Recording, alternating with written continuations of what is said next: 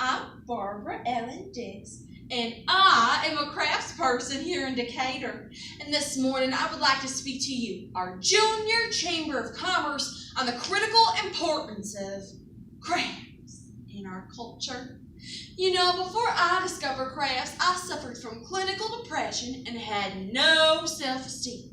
But now I exhibit my work statewide and teach workshops at our local women's prison, where a lady who slaughtered her entire family now makes note cards, personalized with sequins and dried corn. You know, I also deeply enjoy scrapbooking. For example, on this page, I color Xerox a Polaroid to my Aunt Polly, and I slapped it on a piece of oak tag.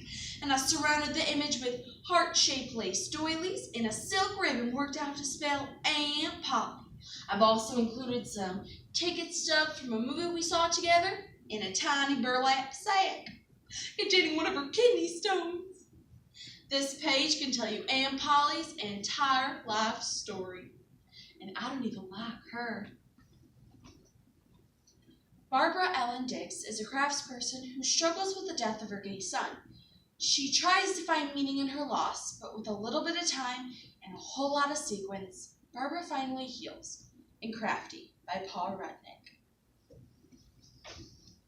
My family's always been very supportive of my hobbies. Well, except for my son, but whom I loved dearly. Hank was always very special. He used to scold me for using words like that. What did he call them? Euphemisms? He would say, "Ma, I'm gay." "No, you're not. You're special." "No, that makes me sound like I'm retarded." "I wish." You know, it never really bothered me, even though he did move away and started working for a fancy Broadway costume designer in New York. And he didn't come home all that often, but we would drive back and forth, and he would send me the trims and braids from all the beautiful, expensive costumes. And to thank him, I would send him the Hummel figurines. You know, the cute little ceramic children holding an umbrella or petting a kitten or sitting on a swing. He would get so angry on the phone. He would say, "Ma, don't send me anything you can order from TV." You know, he said that Hummels were originally made by Nazis. And I said, no, they were not. They're made by German nuns who didn't read the newspaper.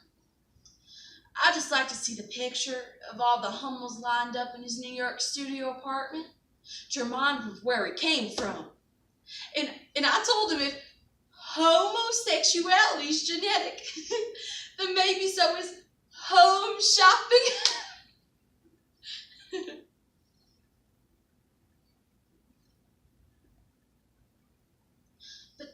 But then, well, he got sick with that terrible disease, and when I flew to New York to see him, do you know what I brought? Nothing. I didn't want to embarrass him in front of his friends, but they all kept kissing and hugging me and saying, "Hank, we love your mom. She's a hoot." A hoot. That means I wear polyester without the irony. And when we were finally alone, he said to me, "So what'd you bring me? Pot holder, picture frame, 2 little bunnies on a sled?" "No, I know all that stuff just upsets you. Makes you feel like a hick." "Well, that's all right. I just wanted to see you."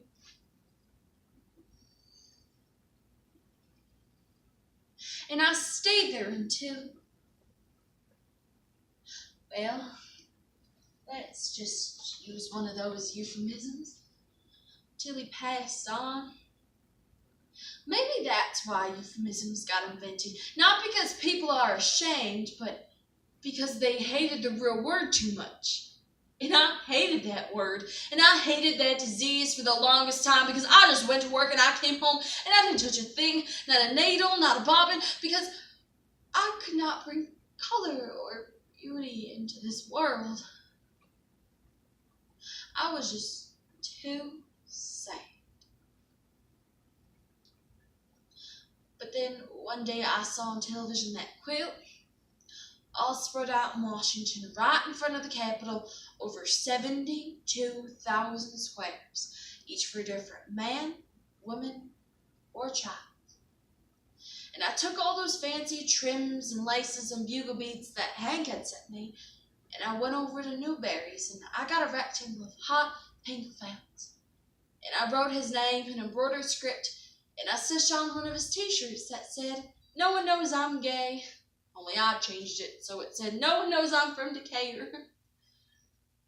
But that was ages ago, and we have all this new medicine so people, well, at least some people, can keep going. And we have all those new ways to hurt people like that 9/11. Oh, and I have to tell you something. And you're going to think I'm awful, but when I first heard that Muslim terrorists had attacked those buildings, I swear to God, I thought they said Muslim. Muslim terrorist. And I didn't understand because I thought, well, they're just using cheap cotton. And then I found out what it really was, and I heard all those people had died, and I wondered, will there be a quit? And then I thought probably not New York, where everyone is just so fancy. I thought maybe they'll make a duvet.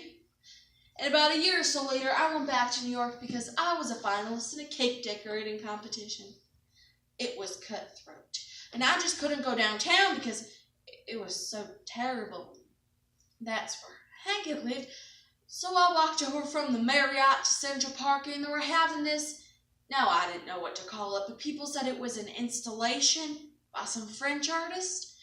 And in the park, he put up hundreds of these sort of archways, these aluminum gates. And from each one from the top, there was a bright orange curtain. And I thought to myself, well, now I know what an installation is. It's just a giant French crafts project. And I stood under one of those gates, and the sun came out, and the breeze was blowing all these orange curtains, and it didn't make any sense. But it sure was pretty. And I asked the woman next to me, I said, does this installation and all this orange fabric just make people feel better? And I could tell she was a New Yorker because she said, yeah, it does.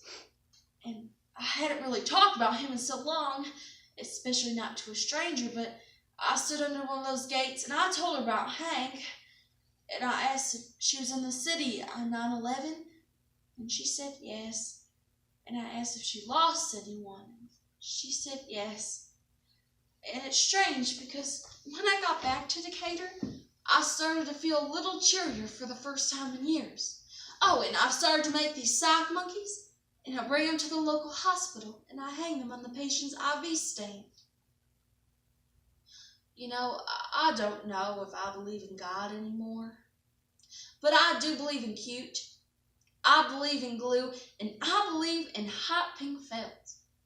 And maybe if I was a New Yorker, I would believe in orange shower curtains hanging in Central Park.